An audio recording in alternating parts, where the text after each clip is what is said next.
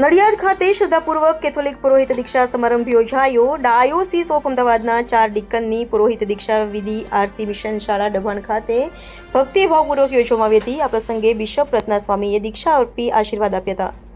આ પ્રસંગે દીક્ષા મેળવનાર father Calvin Simon, father Nikunj Parmar, father Sanjay Parmar, father Ignatius પ્રમોદના પરિવારનો પરિચય અને આવકાર ફાધર પ્રદીપે આપ્યો હતો, જેમનું Christ the King church mission road પરિવારના સભા પુરોહિત ફાધર જોસેફ અપ્પાઉટ, ફાધર નટુ, ફાધર ફ્રાન્સ ઉપપ્રમુખ મનોજ મકવાણા, સેક્રેટરી અંકિતા પરમાર સહિત પેરિસ કાઉન્સિલરના સભ્યો દ્વારા કરવામાં આવ્યું હતું.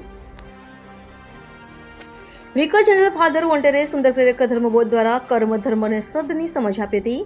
બિશપ રત્ના સ્વામીએ 4 નવ પુરોહિતોને ધાર્મિક પરંપરા મુજબ દીક્ષા આપી કેથોલિક ધર્મગુરુ તરીકે સેવારત બનવા, ખ્રિસ્તયજ્ઞ સહિત ધર્મકાર્યો માટે અનુમતિ આપી શુભેચ્છાઓ આપી હતી. ઉપસ્થિત વિશાળ સંખ્યામાં ધર્મગુરુઓ, સિસ્ટરો, ધર્મજનોએ પણ નવદીક્ષિત ધર્મગુરુઓને પુષ્પહાર, શોલ ભેટ અર્પી અભિનંદન પાઠવ્યા હતા.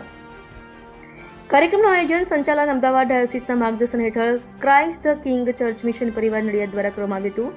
અંતે નવદીક્ષિત ફાધરો Calvin Simon, father Nikunj Parmar, father Sanjay Parmar, father Ignatius પ્રમોદનાએ તમામનો આભાર માન્યો હતો. Reporter Naresh Ganwani, Gujarat crime news, Nadiad.